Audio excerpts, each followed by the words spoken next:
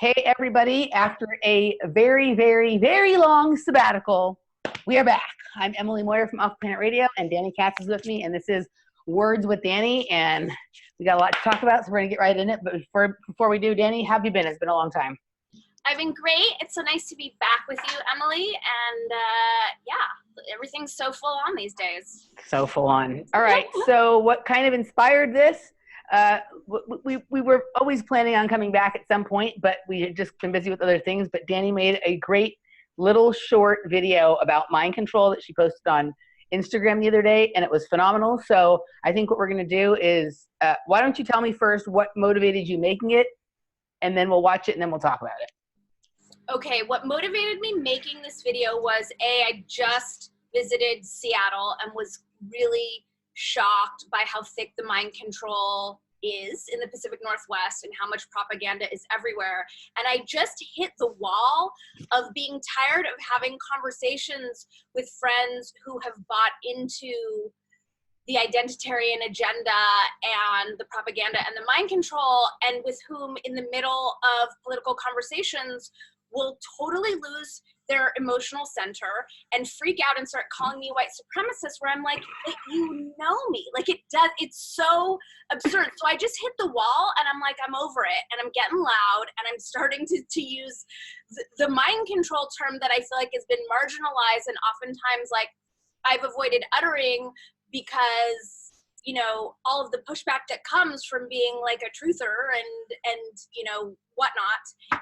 And it's just, I've hit the wall. It's ridiculous. I'm not taking it anymore, and it's time for us to course correct and shift. So I made this video because I was annoyed. All right. So with no further ado, it's a short video, so we just decided to include it here instead of sending you guys off looking for it. So here we go. Let's see, make sure we're sharing computer sound. And here we go.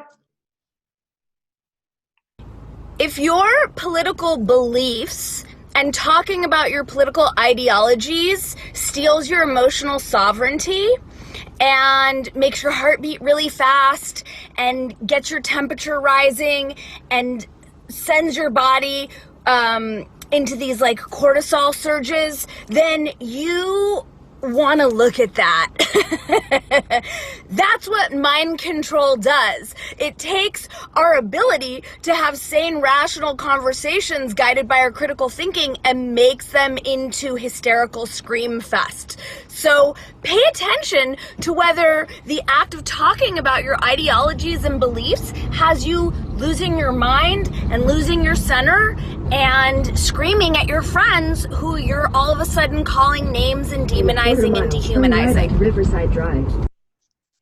All right, so that was short, sweet, and to the point. Let's stop the share on that. But that pretty much, I mean, there's a couple of kinds of mind control, right? Like there's like hard individual programming where there's alters, and the shift in personality sometimes would be too subtle for somebody to recognize. And that's, you know, a certain kind that we've talked about a lot on Off Planet Radio. And then there's like targeted harassment, which is actually what politics is really. It's targeted harassment. And then there's this complete and total, like there's no subtlety to the mind control that's taken place with people. This is full on social engineering, like identity politics, like personality shifting kind of stuff, right? Like that's what we're talking about. Yeah. It's a short, sweet, to the point kind of thing. Did you have an experience, like, can you go a little into more detail about what happened to you? Was it an exact thing? Did you have one conversation where you're like, I'm done? And what were the sort of details of that? Or is it observation?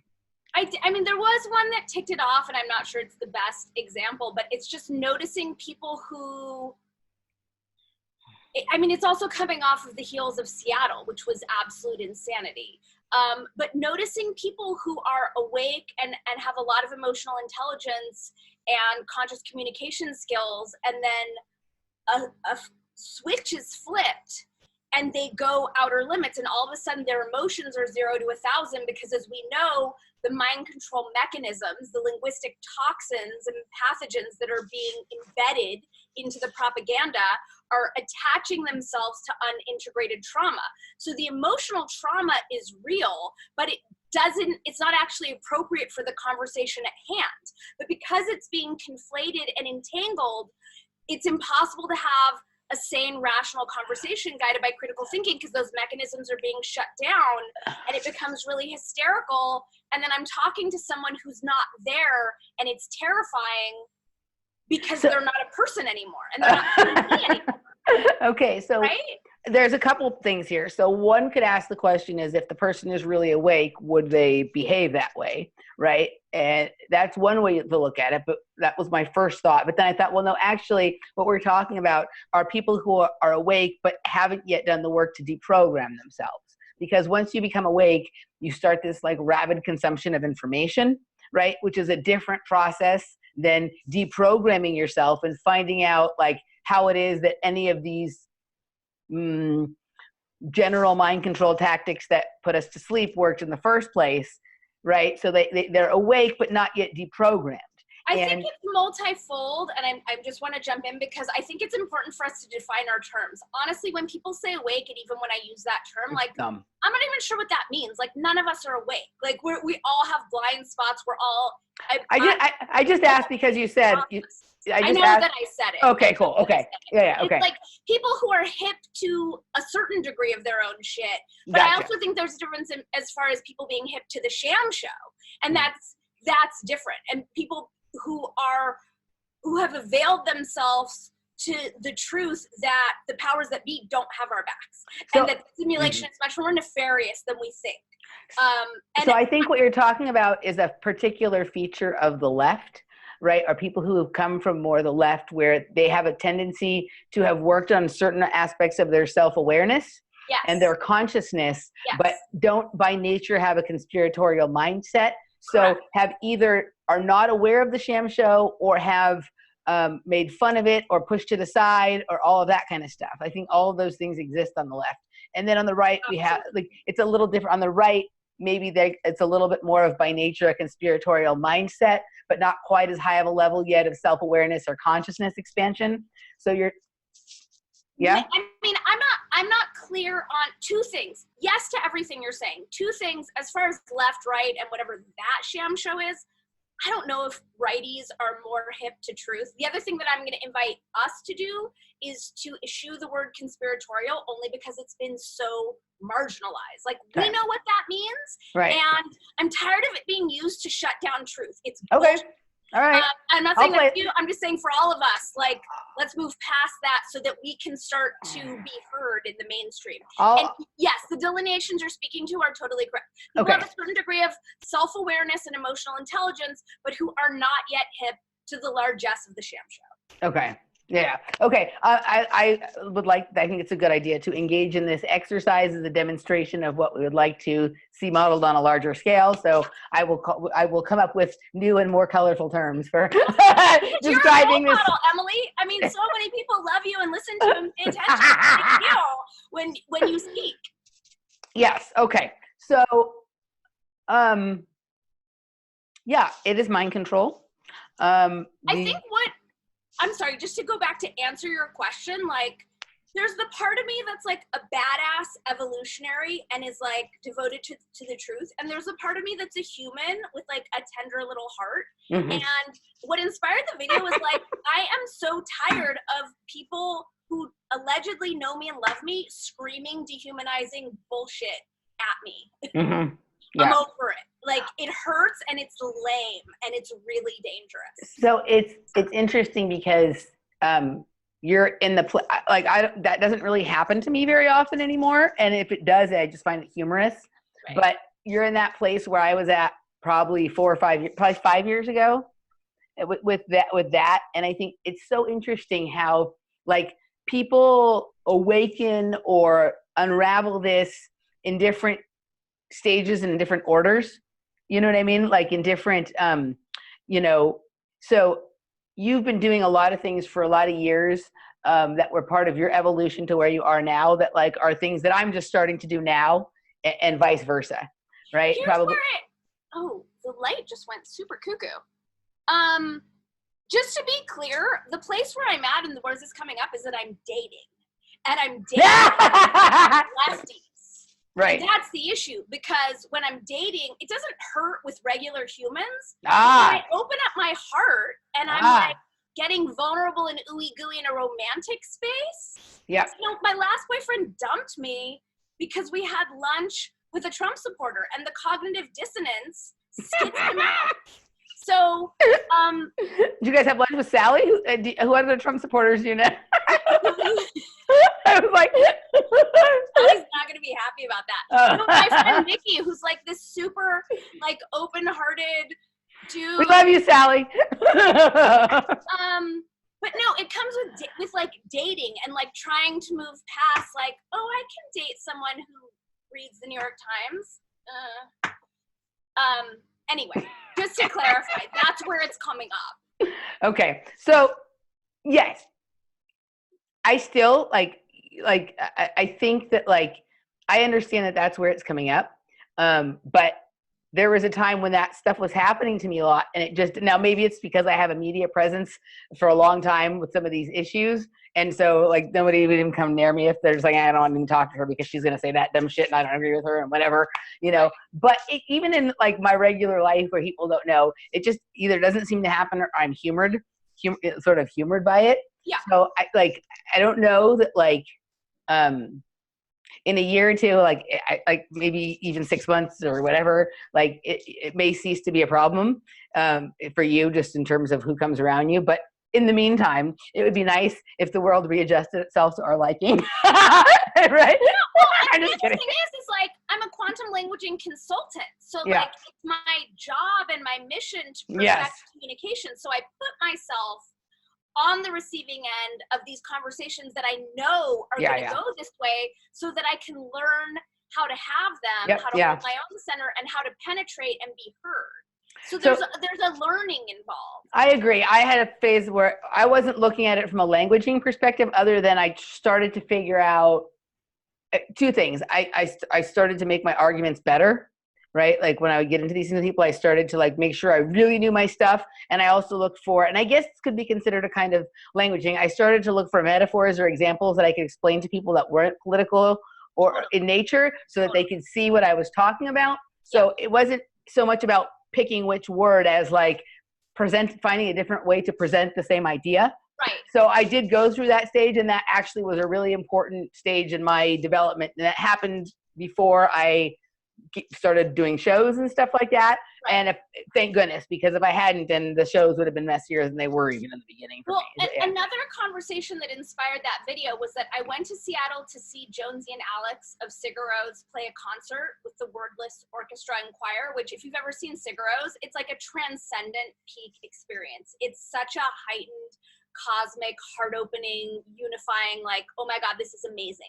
They passed out pop rocks to the audience. Nice. And at one point during the concert, Alex signaled the audience and everyone put the pop rocks in their mouths and opened their mouths really wide. And it was just this like immersion of amazing stuff. Cool. It was just so beautiful. So after the concert, I was backstage talking to a woman who self-identified as a white person and as a social justice warrior, and you know, she's a millennial and she's in that conversation, and we were actually talking about Eric Weinstein's conversation with Bret Easton Ellis. Did you see that? No. Okay, this is gonna, and stop me if I'm gonna go too meandering because it kind of touches on the Soros thing that I know you said you wanted to touch on. Mm-hmm. But that conversation between Bret Easton Ellis and Eric was extremely valuable, and I was shocked. I was like, why would Soros let Eric have a valuable conversation and share truth with the world? What is going on here? And then in the middle of the conversation, out of nowhere, Eric goes, well, the big problem is Marshall Rosenberg and his nonviolent communication, which necessarily leads to censorship. And I was like, okay, so that was the kernel of bullshit in this otherwise good thing, but it had nothing to do with anything. And it pissed me off because, like, just to draw that insane conclusion and to demonize nonviolent communication at a time when we need it the most. So I was talking to this woman who lives in a social justice commune. Sorry, I had to just... I know, it's so sick there. So when I mentioned being a quantum languaging consultant, she asked me about nonviolent communication, and she mentioned using it in her commune, and then I mentioned this podcast, and we got into that conversation. And it was like we were in that post-concert loving high vibe space together. You guys were both programmed by the programmable matter, all that shit. You were good, right? Because you ate Pop Rocks. You think I put Pop Rocks in my mouth? Who are you talking to? All right, cool. Not enough money in the world. But I enjoyed that everyone else did. I used to love them when I was little, but yeah, I wouldn't I was do a it kid. now. Yeah. No. But anyway, so as I started talking about what I did, somehow the conversation got steered towards like racism, and she was getting more and more agitated. And she said to me like, well, you know, it's all well and good for you to tell me this about your languaging work, but you couldn't tell this to a Black woman who's a single mother of 6 kids. And I was like, okay, first of all, that your automatic association with a Black woman is single mother, 6 kids, she probably mentioned welfare as well, is fucking appalling. Second of all, I can share this work with whomever I want. The laws of physics and creation actually apply to everyone, so these rules are crazy. But I wasn't in that riled up state. Like I was in this very like, okay, I hear what you're saying, but actually, yada, yada, yada. Do you have a bug? Because I have one too. No, I'm good. Okay. Anyway, she ended up getting super riled and losing her shit. And her friend came over and started like name calling me and getting really angry. And it was just like, wow, like we just had this peak experience together. I'm talking about quantum languaging and they're choosing to like get their panties in a bunch and freak out and create separation and demonize me as though like I'm a racist hate monger. And I'm just freaking tired of it. Like I'm tired of how off the rails this conversation and this programming, this mind control is taking people. It's just annoying. Did that make sense? It was like a really roundabout thing. It made sense. And hold that thought for 1 second. Okay. Okay, so she could not even ride the wave. She couldn't surf the wave to completion. She literally had to jump off of the wave. Right. That was the whole point. That was what really tripped me out and like stayed in my mind was like, wow, that ecstasy, like it was my choice to hold on to it as long as possible. I wanted to tell people about it. I got home, I stayed up late so I could call friends back in LA. It was just like so high. And she chose to like clamp it down and cut it off to like protect marginalized people. I don't even know. And like against me, like that's what's so weird is that like the truth speakers are the enemy, not the like social engineers who are doing real terrible shit. So let's just for a second though, like, because everybody's evolving at their own pace, right? Yes. Okay. So a way she still could get to the part that was important to her while still being able to enjoy being a human was ride the wave, right? And when you guys had surfed onto land, ask for your card or your email address. And Monday morning, hey, I really enjoyed the conversation and blah, blah, blah, blah. Here's my question or my concern. How would you deal with it in terms of this? But that's the point of mind control. Yes. Mind control shuts down that ability. So that was my behavior hack. Yeah, right. Exactly. Okay. Like, yes, if someone still had hold of their critical thinking skills and was a sovereign being, that's how they would handle it. That's how you and I would handle it, right? Like when I hear people have different ideas, I don't flip. I'm just curious. Yeah. But what the mind control is doing is it's triggering the unintegrated trauma that has nothing to do with social justice shit at all, probably. And the other thing that's happening here is, I'm going out on a limb, this is not her truth, but a lot of the people who are doing what she's doing are actually from well-to-do families.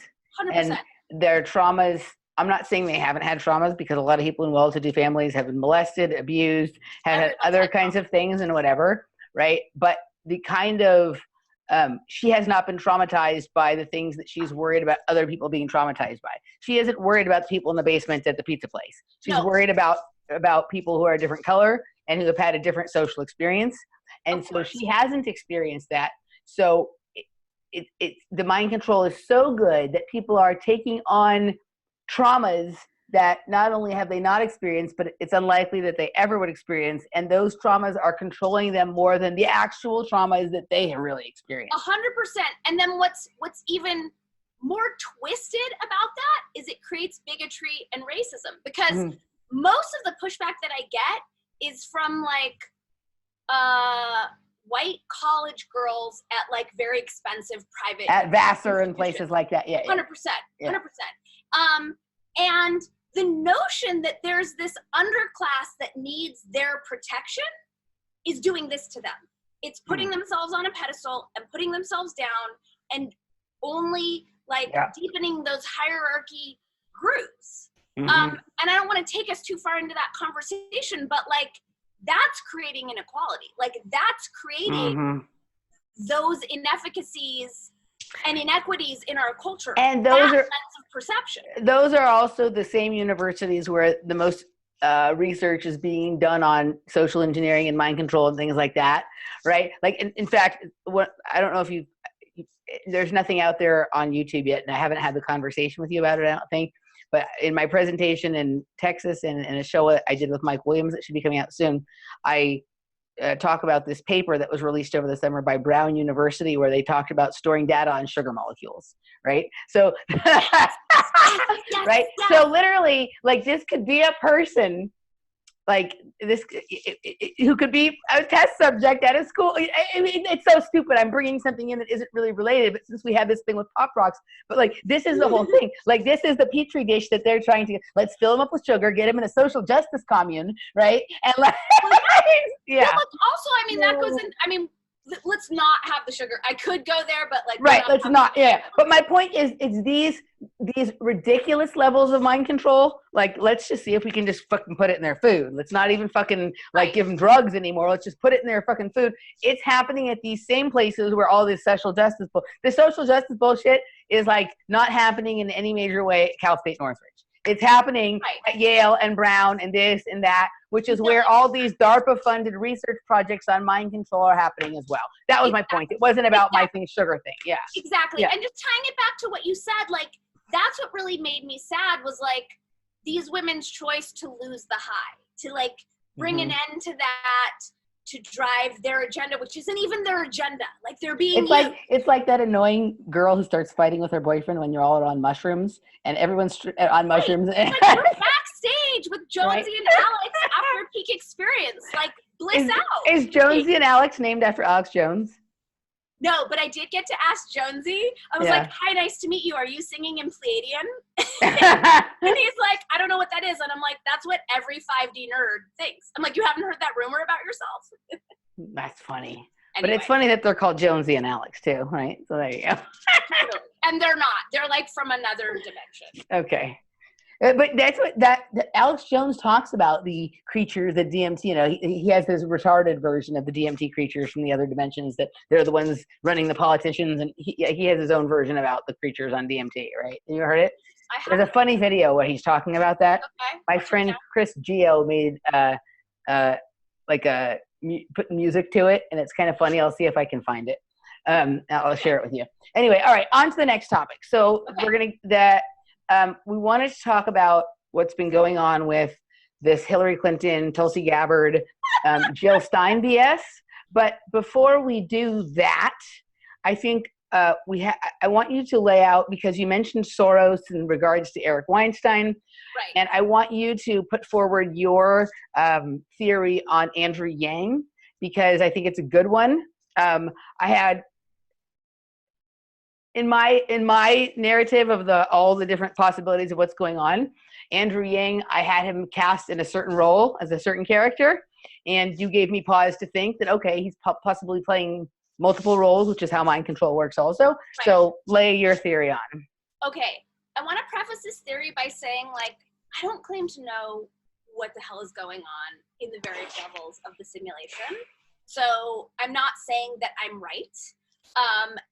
And this is what rings as true to me through my lens of perception of the bits of information that I have.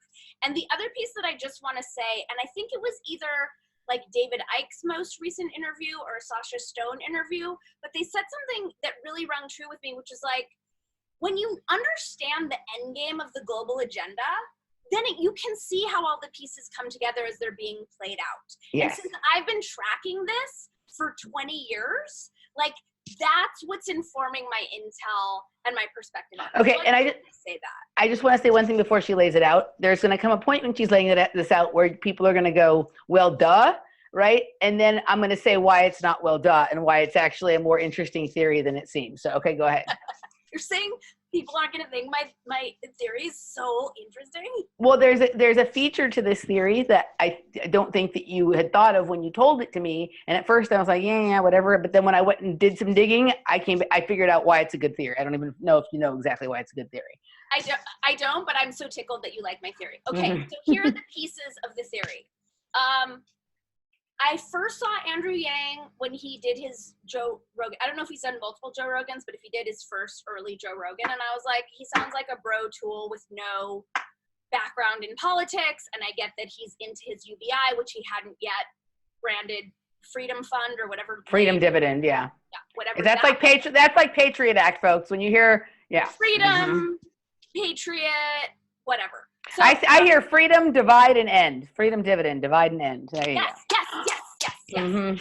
Okay, so I heard him and I was like, all right, this makes sense. Also, I mean, this is fine as UBI thing, but this feels like a really weak candidate. He doesn't have any experience. He's not really talking about anything else.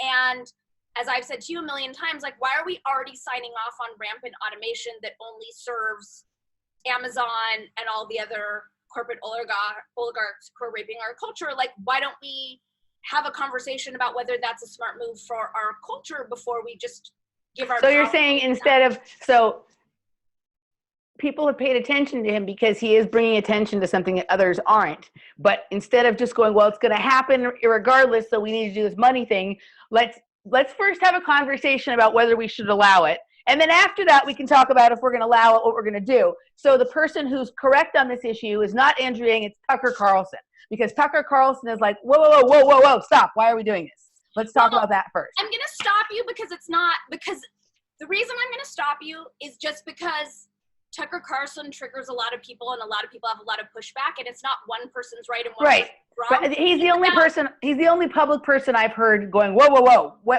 are we even thinking about doing this? And it's not our smartest move. Why don't we have that conversation first? And it's so interesting the way that Yang is leading that conversation and driving that socialist agenda. The foregone conclusion. Exactly. Okay. So that was sort of red flag number one.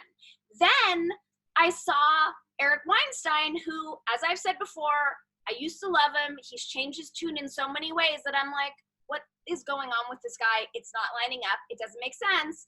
And he's been really pushing Andrew Yang, my boy Andrew Yang, my buddy, whatever. Tell everybody what the most disturbing thing about Eric Weinstein's shift is his embeddedness with. Okay, so I'm going to do this as quickly as possible. It started when he just started shifting towards like some hysterical anti-Trump stuff that was standard leftist pushback of things taken out of context and like distorted to make it seem like he's racist or this, that. But if you looked at the whole thing, like anyone with a brain knew it wasn't true. It also didn't line up with his friendship with Peter Thiel / his boss, where it's like your mind is operating on enough levels. You know enough people who support Trump because of strategy and policy that this particular angle of pushback isn't lining up with your intellect. So that wasn't making sense to me. Then he started pulling some social justice shit. And a year and a half ago, when he was on Rubin with Jordan Peterson and Ben Shapiro, he proposed a one-time gender-free pronoun shift that would very easily and logically and objectively get us out of the pronoun mishigas conversation and just move our country in a more neutral place. And he used the example of Ms. being a one-time shift that was awkward at first. But I remember this. Yeah. Right? And I was like, this is totally sane. And then his last Rogan appearance, he started whining about his intersex friend and how much it broke his heart that there wasn't a box for him on forms that he fills out, and Joe even called him out on it, and he like got teary-eyed and was like, no, don't go there, Joe. And I'm like, where is all this like hysterical emotional social justice stuff coming from it doesn't line up. So then he launched the Portal. And on his very first Portal show, he was playing the Jew card, which, you know, a lot of the IDW does, a lot of people do.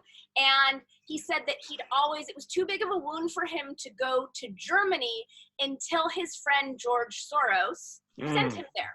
And I was like, oh, it all comes together, like no duh. Right. That might be your no duh. But well, no, the no duh, the duh. Well, let's wait till we get the Andrew Yang part. Okay. So that was the piece where I'm like, okay, so this explains Weinstein's shift. And again, this is my theory. Like, I've never met the guy. But this is me putting the pieces together and talking to other people who've been tracking and saying, like, yeah, there's so many inconsistencies, it's not really lining up. So then, first debate, Andrew Yang says, with a straight face, Russia's the biggest threat to our national security. And I'm just like, are you a retarded kindergartner? And apologies to whoever's triggered for me using that word, but like, you clearly have no understanding of global politics and what's really going on to say with a straight face, with what the fuck is going on in China, that Russia is our biggest threat. And then after the debate, I expected, because I'm such an idealist, for Weinstein to pull back and be like, okay, I was wrong, he's a moron. But he doubled down on his support for the guy, where I'm like, okay, they're all in bed together. And then I was in Santa Cruz with my friend Justin, who was talking about Yang, and I'm like, yeah, he's a tool. And he's like, it's gonna come down to and by the way, the whole time I've been maintaining the Dems are such morons that Trump's gonna win again. But just because they keep angling, everyone keeps angling their campaign against beating Trump. It's not about their vision for the country and where they're leading us. It's about beating Orange Man bad, which is fueling the construct of Orange Man bad, which means he's gonna win. Yeah. So then I was with my friend Justin, and he's like, it's gonna come down to Trump and Yang. And I just dropped in and I just saw it, and it rang true. And it's like, of course, because it's Soros versus Trump. It's the globalist agenda versus the wild card. And he's not a chick, which the country still doesn't seem to be ready for, but he's kind of ethnic. He's got that good old boy, every man, not a politician, slangy speak bro thing. Like he puts out his Spotify playlist and stuff like that. Yeah. Right. And I just saw, like, just my spidey sense was like, yes, that's totally how this is going to go down. And then I shared it with you, and I felt very validated with the fact that rang true for you. Well, so when she shared with me, I was like, well, yeah, the fucking Soros one. So I'm like, well, how do you think, I was looking at it from this like Trojan horse thing, right, angle. I'm like, okay, well, let me check it out, right? Like I was like, yeah, like, well, duh, that doesn't sound like a super interesting theory. I could see that, right? And whatever, I was like, let me think about it. But then I decided, okay, I'm going to go look and see if there's any evidence that George Soros supports Andrew Yang. And I couldn't find any. And that's what made it, because this Eric Weinstein link, right? They're starting to be more careful because they know that everybody's on to the George Soros backs all the things that we don't want kind of bullshit. Right. So what I would have just thought it was like, oh, that's not a very good theory. Like, yeah, like it's a good theory, but it's like pedestrian, right? Until I found that I couldn't find anything. And I can usually find Soros. I mean, I can find like Soros hanging off of like my cat, one of my cat's hairballs. You know what I mean? Right? Like I can usually find. I couldn't find anything. I could only find just the fact that the only way there was any connection between them in articles was the fact that Andrew Yang is running for the Democratic Party, and that George Soros tends to back Democrats. There was no actual link between the two of them. I'm like, okay, they're starting to get. They're starting to get more clever here. And that may have been one of the purposes and functions of the IDW, was to bring this situation in. He's getting more clever. He's like you can't have it can't be so easy for people to find, because people will go and look, George Soros, Andrew Yang, no, it's not there. Andrew Yang must be good. He must be clean. Now Andrew Yang in my head was the reason he was okay, so I have said a number of times, if you're interested in Tulsi Gabbard or Andrew Yang, to me, it's a sign that you're not mentally ill. Whereas if you're interested in any of the other candidates, you obviously are. Maybe that's too vast of a general statement. because he's at least doing something different. My complaint about him had been, that he's not answering any of the important questions because nobody's asking them, right? That had been my complaint. And why has he been so guarded from those questions? The George Soros thing made sense, but of course, I really thought I was going to find links to Soros, and therefore the theory was interesting. But what makes it interesting is that there aren't links, which means that they're getting more clever with this, which means that they have a lot more riding on him than they want people to think, right? He is, I think what's happening here, I don't think it's the quite obvious thing, like your friend said, it's going to come down to that. I think they're lining up a couple of situations here. I think that they have a few playbooks going, and we're going to get into the other one now in just a second. But I think it's becoming very obvious that the Biden, Warren, Kamala Harris, Cory Booker, Pete Buttigieg thing that they were hoping one of those would go is not going to fly. Nobody's going to go for that. Do you think nobody's going to go for that? Because I see so many lefties weirdly rabid about Warren. Which the problem is that the Warren is not going to. No one who they need to start. There was a lot of people who voted for Obama who voted for Trump. For the Democrats to win, they have to get some of them back. And there's not anybody who moved from Obama to Trump who will come back for Warren. The only ones that people will come back for would be, in my opinion, Bernie Sanders, Tulsi Gabbard, or Andrew Yang. Because each one of them represents an issue. So there's a lot of people who are most concerned with with health insurance and Medicare stuff, and Bernie Sanders covers that. So they might be willing to switch back because Donald Trump hasn't delivered on better health care. They might be willing to switch to Tulsi Gabbard because a lot of people are anti-war. A lot of veterans don't want to vote for someone who's going to bring more war. She's against the open borders, which is fucking awesome. Right, but I'm saying that's not the thing. That's not the thing that's going to shift people who move to Trump back to Democrats. So those people are going to stay with Trump. Although the vaccination thing, I know, shifted a lot of Democrats for Trump, and Tulsi and Buttigieg, his name, are the only ones who aren't mandatory vax. But in terms of the vast amount of people in the public, the vaccination issue is more sensitive here in California than it is in a lot of other places. In California is the only place where the right and the left sort of agree on that, right? That the far right and the far left agree no vaccination. So they meet around back, kind of thing. Yeah. It's not a partisan issue. Right. And then with Andrew Yang, because a lot of people who are right-wingers, also blue-collar workers, Andrew Yang's thing with the helping them bridge the gap. That's where he's going to get the Trump. Right. Those three are the only three that are viable to take votes away from Trump. Okay. So they would have loved to have gone with the other thing, but it's not going to work. So they're going to have to go with one of these three and I don't think it's going to be Bernie Sanders. Right. But I don't think it's going to be Tulsi because she's too much of a threat. Well, here's this. Okay. So she's too much of a threat. She's too sovereign. Take her at face value. And this is, while as a human being, she doesn't disgust me, and there's things about her I find appealing. I don't believe in any of this nonsense. I think this is all a dog and pony show. So what you don't role? Think she's sovereign? No, I think she is. I think because she believes that, and she believes in Al Qaeda and terrorism and things like that. She thinks that that's like a real thing, not a created thing. She understands that our government provides them arms, but she doesn't also seem to understand that our government actually created it. Yeah. Okay, so I don't know if that's just like a blind spot for her because of her attachment to her military service. Right. So there's that, but there's a couple things. She is a member of the CFR. I've said this from day one. Council on Foreign Relations. Okay, which is a left-wing agenda-creating thing. But a guest we had on the show last night, who this will probably go out before that does, so I'm not going to get too deep into this, but we had a conversation about something that's been playing in my back mind, and that like how can she be a puppet on a string? And she seems to also have connections to the right-wing version of the CFR, which is the Council on National Policy, which is a much more secretive thing than the Council on Foreign Relations is. Okay. But they were involved with Trump coming to power. Okay. They've always been involved with the right-wing push for the CFR is more public than the CNP is, but the CNP is actually behind pushing a progressive drug agenda, even though they're supposedly right-wing. All of this, there's different wings of the bird, but the bird always flies forward.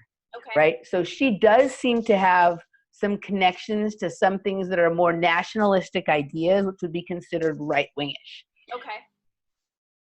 I don't think there's and I agree. I don't want to get too much farther into it, but I do think that she is a tool at a different level than someone like a Hillary Clinton or an Elizabeth Warren is a tool, or even an Andrew Yang. It's a much more subtle kind of tool, right? But it's a tool nonetheless, and she creates an option for the controllers to act as a steam valve that will satisfy people who want to change, but she will also enforce a certain perception of reality that those people may have been moving towards questioning, and that is that terrorism really exists, and that is that the only solution to globalism might be nationalism. And I don't want to go too much more into the detail on this because of the conversation with the guests on the show. We can have a later conversation about it after you've seen it. And I want to do some research anyway, just so So she's not.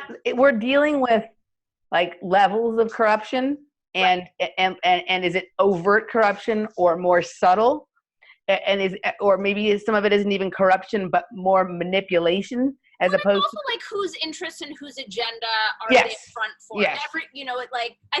My sense is that at that level they all are. Right. So there's that. So then we have this situation between Hillary, Tulsi, and Jill Stein's a background player, so let's go Hillary and Tulsi. Right. This could be part of a dog and pony show while they want, like, they haven't decided. The other option is that, oh, well, none of these other candidates are viable. Let's scoot Hillary in there, which sounds crazy to you and I. Crazy. But these people crazy. Remember, we're dealing with mental illness here, right? And so it's setting up this sort of like, if they decide to go with Tulsi, she's withstood the onslaught of Hillary Clinton, so that makes her a viable candidate, right? And with this thing with Hillary Clinton, it's kind of like, how sick are the American people? Are they willing to let somebody just ride in on their magic carpet? I know it sounds kind of crazy, but I have to tell you, in the same 24 to 36 hours, multiple people who I respect their work for a long time have come to this theory as well.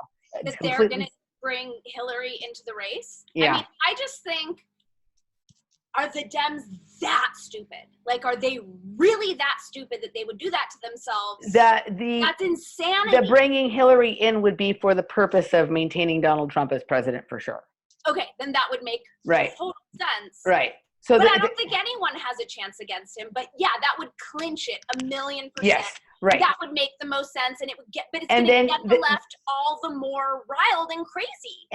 And that's also, and Andrew Yang and Tulsi Gabbard both play roles in that version too. That will become obvious as it plays out.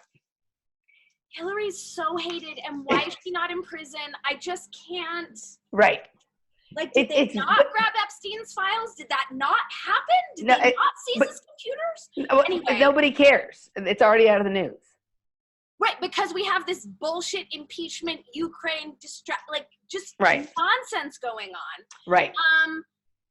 Look, I defer to you. You're talking to more people about this. I think the idea of bringing Hillary in is absolute stupidity, insanity, absurdity, and yes, it would 1,000,000% clinch it for Trump. So if that's the chess game, but think about all the things if they do that. Think of all the drama that would go on in this kind of environment. How many war crimes they could commit in the background and nobody would notice because everyone would be talking about this. How much money they can steal. How many bunk loans they can give people. How much how much 5G they can install and nobody's loud. Nothing else, right? So they can get all the things for whatever the real agenda is in place while we all watch the shit show.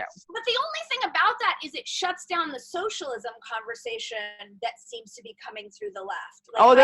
They're perfectly happy to shut down socialism for enthusiastic light fascism. right, like it's the kind of thing. We're already in enthusiastic light fascism. We're already there. Right, but it's right now the left thinks we're living in enthusiastic light socialism, and the right thinks, oh, we're living in freedom and a good economy and whatever. This would be enthusiastic. The right free? No one else goes through TSA? No one else has their bags checked when they go to the Cinema Dome and freaks out? Right, but the right doesn't notice as many problems with their own side's agenda when they're in power, right? You see what I'm saying? So this would. Oh, right, because it's keeping us safe.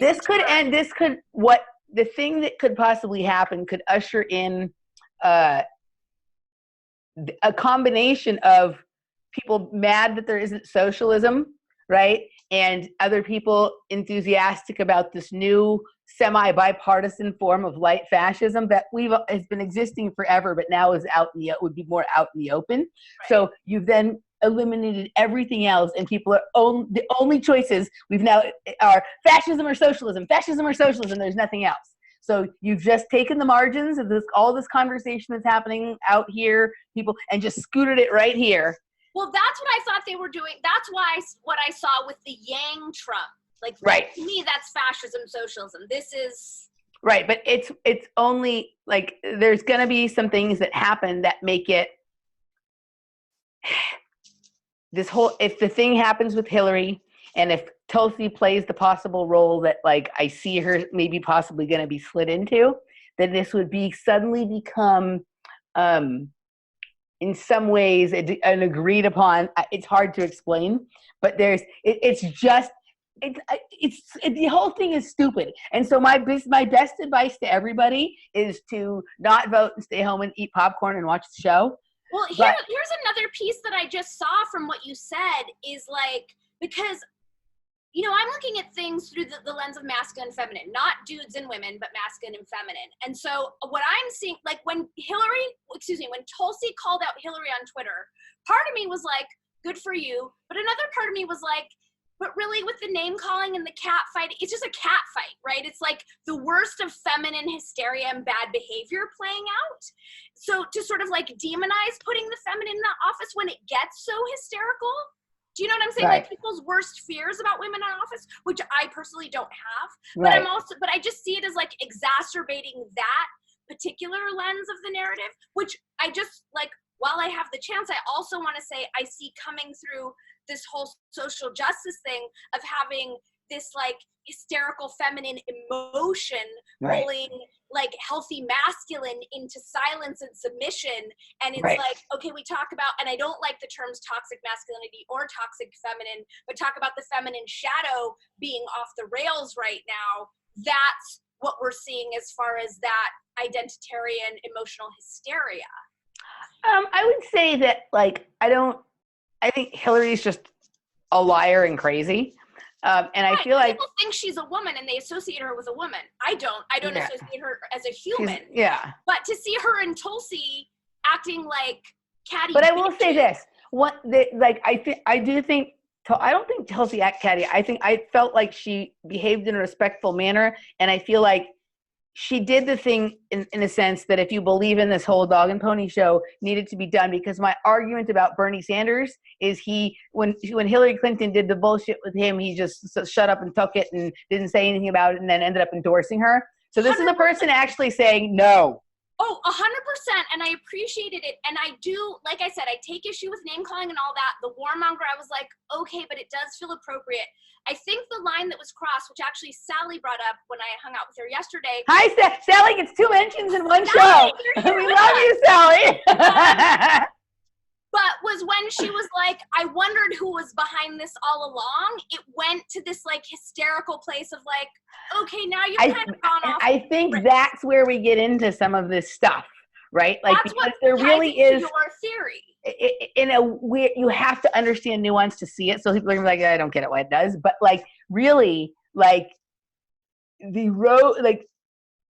there's a lot of factions that would seem to be on opposing sides, but they're all really together and they all just hate the Clintons. Right. Like the Clintons don't fit into that. They have their own mafia. That's a different mafia than the rest of the mafias kind of combined. 100%. Right. Okay. But I don't think, I mean, from my vantage point, I see the pushback, like a lot of people don't want Tulsi in there for a lot of different reasons. Right. It seemed a little hysterical when she was like, oh, it's you, it's always been you. That was for me. And like I said, I'm so happy that she pushed back the way she did, but that angle of it was a little But I think that isn't, I think if the deeper, much deeper level conspiracy is at play, that's an important piece of it. Totally. So we'll see how this all plays out. Maybe we'll all be wrong. Like maybe, maybe Amy Klobuchar will be president. Anyway, that's what Bill Maher's hoping for. He likes Amy Klobuchar apparently, or something like that. I mean, do we care what he likes? Do we care what he No, thinks? but I'm just saying it because it's just, whatever. Yeah. Right. Maybe we're all just sitting here like dancing about architecture and we're all going to be wrong. You know what I mean? So I mean, they're about to pull the mothership false flag any second. So then like what's going to happen after that? Like it's like I see so many like unforeseen pivots about to hit our nation that like. At least though, when they pull the false flag, it wouldn't have been sexist because it'll be the mothership and not the fathership. So there you go.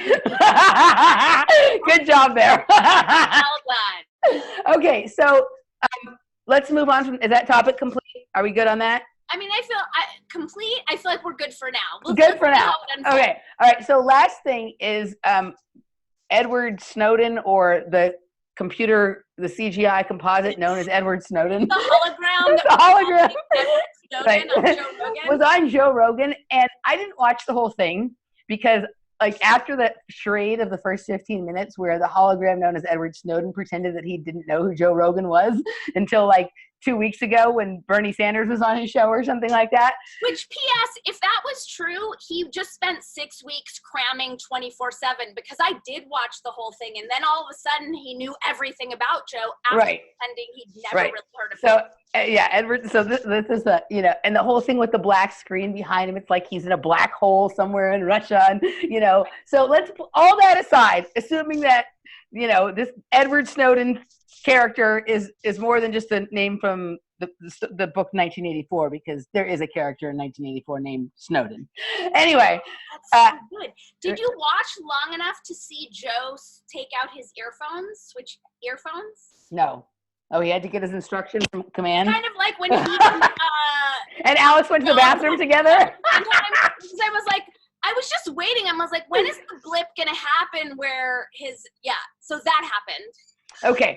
Yeah, it was ridiculous sham show of disinformation. Like it was absurd. Well, part of it is it takes Edward Snowden 30 minutes to say something that we could just say in one sentence, right? The way he describes things when he's talking about...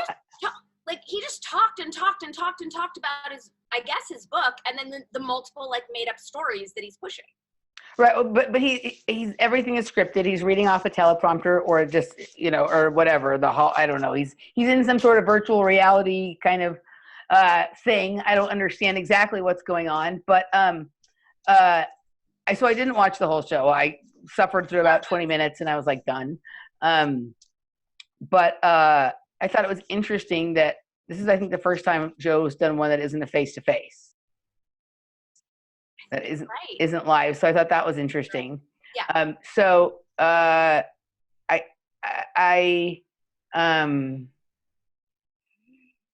Edward Snowden is like the weirdest character because I'm not sure exactly what angle he's pushing other than one where we believe that some truth is being exposed that isn't really being exposed. It's just part of the lie.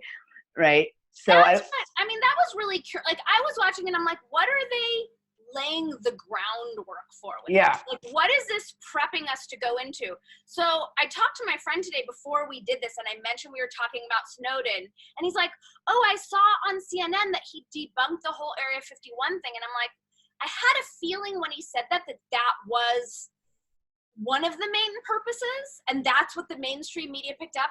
Not his debunked Area 51 in terms of debunked an alien conspiracy, or debunked that whole let's all raid Area 51 on this particular day. Snowden said that there's no such thing as aliens and there's no such thing as chemtrails, and that he knows this from going through every single Google search, having a backlog on the internet. He announced, but P.S. it was out of nowhere. Wasn't topical. So then just 40 or 50 years ago, clouds changed from fluffy and round to linear and expansive.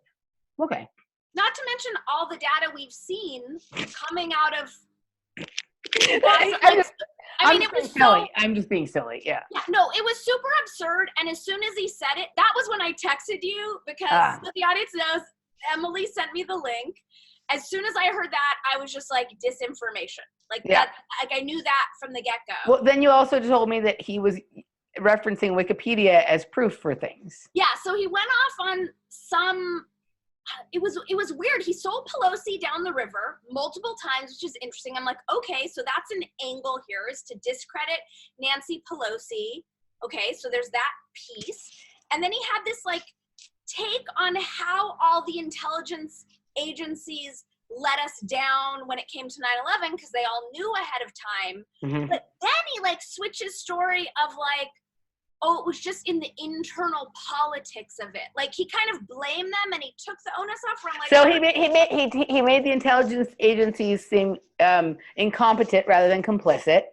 Exactly. Yeah. Okay. And then their hands were tied because they didn't have the proper internal communication set up. Right. That's an old story. We've heard that from a lot of people. Yeah. And so then when he was telling one of his 9/11 related stories, he's like, and this is all true, Joe. You can check Wikipedia, which is just, that's when I like burst out laughing because I mean, Wikipedia is now code for we are lying, this is disinformation, this is 1,000,000% globalist. Well, and then what was funny is you today sent me a video from RT, and on YouTube, anytime there's an RT video, there's a thing under it that says RT is funded in whole or in part by the Russian government, and their evidence for that is that Wikipedia says so.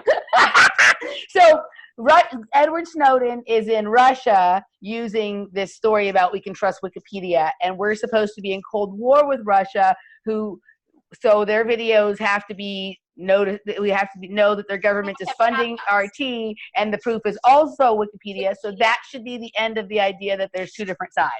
Except for the fact that Google has given more than $3 million to Wikipedia this year alone. Almost $10 million is completely editing their content to drive their agenda. Yeah. And their big pharma overlords. I mean, Wikipedia is a big fat joke at this point. Yeah, it is a big fat joke. I mean, I think Urban Dictionary is like more respectable than probably. Yeah. So yeah, the whole thing is just a big sham of disinformation, and I'm very curious to see what it's laying the groundwork. It's clearly prepping for something. Joe didn't speak at all. Mm-hmm. Just let him go off the whole time. Yeah, they're clearly paving the way for something. There was one important thing that was brought up right at the beginning of the show that I don't know that I've talked about it with you, but Robert and I have certainly talked about this, is that Joe Rogan is the most important person in media, which is ridiculous, but it's the truth. And it is the truth. Edward Snowden said that it was his publisher's idea to get him to suggest that you need to go on Joe Rogan so you can get out in front of this story. So the idea, they're wanting people to believe that he needs to go on Joe Rogan to protect him from what the mainstream media wants to do. So nobody actually notices that, oh, actually Joe Rogan is now the mainstream media. They're trying to sell it as, oh, this is like some underground shit, and Edward Snowden has to peddle his story here, right? Because I feel like you and I have talked about this a lot, not just because I love the show you and Robert did about Joe Rogan's MK, but also because of how many times in the past year and a half since Joe has started to push the socialist agenda, how many times you hear him say, well, I'm totally free. Well, I can say what I want. And it's like, okay, if someone's telling me how sovereign they are, then I know they're not. Because there's people go around declaring their sovereignty over and over and I know. Right. But then also, look, the only presidential candidates that I told you there's only 3 that matter: Bernie Sanders, Andrew Yang, and Tulsi Gabbard. He hasn't had any of the others on. So that tells you right now where we're going. Right. Joe Rogan is the new Walter Cronkite, and Tulsi Gabbard, Bernie Sanders, and Andrew Yang are really where it's going to be at. All this other shit is a dog and pony show. Other than this idea that Magic Carpet Ride might, roll in right over them. Right, Hillary Clinton. But dude, literally a person who used to get people to eat bugs on TV is controlling everybody's minds. Yeah, but like as you said, who's controlling his mind? Like Right. I do feel like he goes in and out. In There and are out. moments where it feels like he is himself and he is driving his ship. Any person who's been watching his show for a long time and still like likes him should be offended by the fact. It should be really look at what has happened, where in his early days he was questioning the moon landing, and now he does a show in a NASA jumpsuit. Oh, totally. And he pretends not to know about things that he absolutely, I mean, we know this. Yeah. Anyone who's watched him for a long time, I think, is saying this, is commenting on this. Yeah. And Joe's absolutely a tool in this election. In a huge, like, it's so obvious, just like you said. Like, as soon as he had Wang on, I'm like, okay, what's up? Wang? You just called him Wang?